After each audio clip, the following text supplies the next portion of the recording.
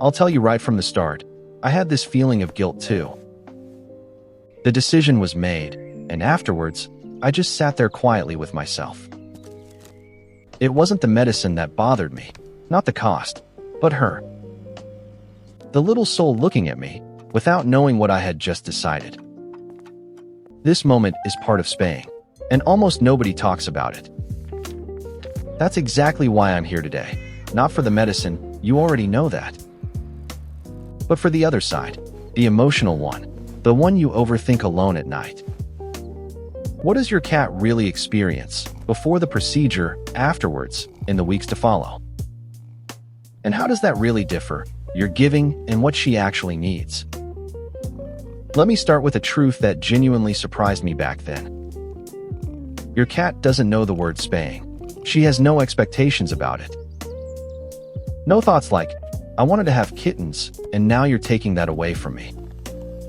That is a human projection, understandable, loving, and yet completely wrong. Projection is the first thing we have to let go of if we really want to help her. Cats live in the now, in the scent, in the warmth, in your voice, in the contact. She carries no past and doesn't think about tomorrow. That's just her nature. And that means exactly this. She doesn't experience this procedure the way you did. What really happens after spaying is not a loss for her, it's a shift. Estrogen, progesterone, the hormonal rhythm of being in heat, it all drops. And this rhythm has kept her in a permanent state of emergency, month after month. Not loud, not conscious, but always there, like an engine that never turns off. And then, this engine turns off. The body takes a deep breath for the first time. Vets who work with this every day describe it exactly like that, clear and unambiguous. Not depression afterwards, not sadness, a deeper, quieter form of peace. As if an inner noise she could never control herself was finally turned down low. I know what you're thinking. I thought it back then too. I had to ask. Is she still the same afterwards? The same curiosity? The same way of looking at me? That sits deeper, that is within her and remains, with or without being spayed. What changes is what lay over this personality like a heavy cloth. Being in heat is not part of her personality. Heat happens to her, whether she wants it or not. When the cloth falls, the cat that was always underneath remains, clearer than before. Some cats become more accessible afterwards. More closeness, more contact, more trust. Some hardly change.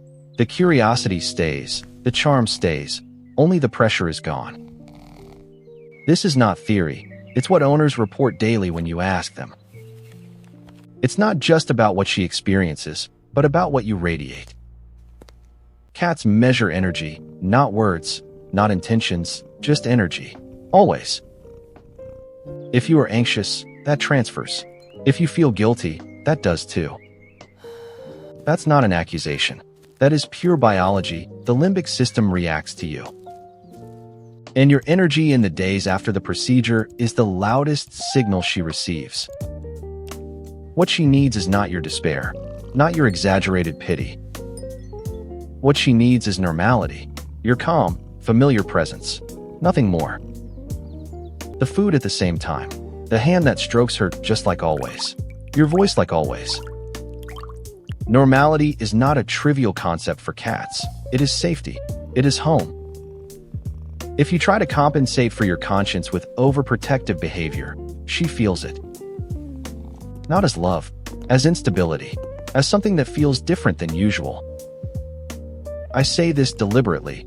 Be the calm version of yourself, not the guilty one. There is something I hadn't thought through for a long time, until I stopped thinking.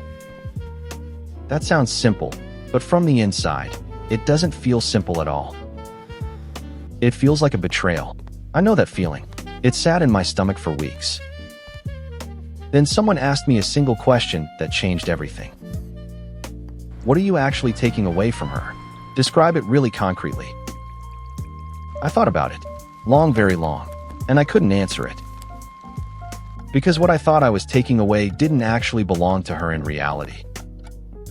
The heat cycle doesn't belong to her. It happens to her, with her, against her will.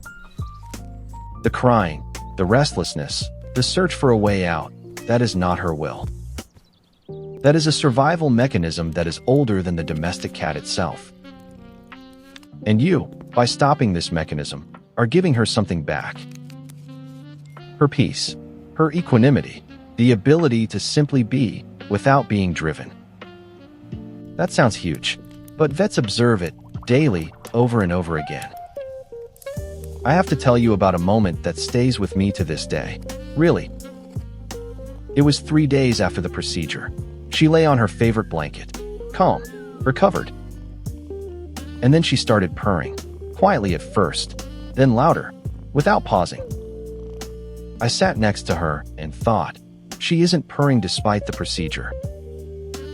She's purring because she feels safe, because I was there, because the warmth was the same. That was the moment I understood what she had needed all along.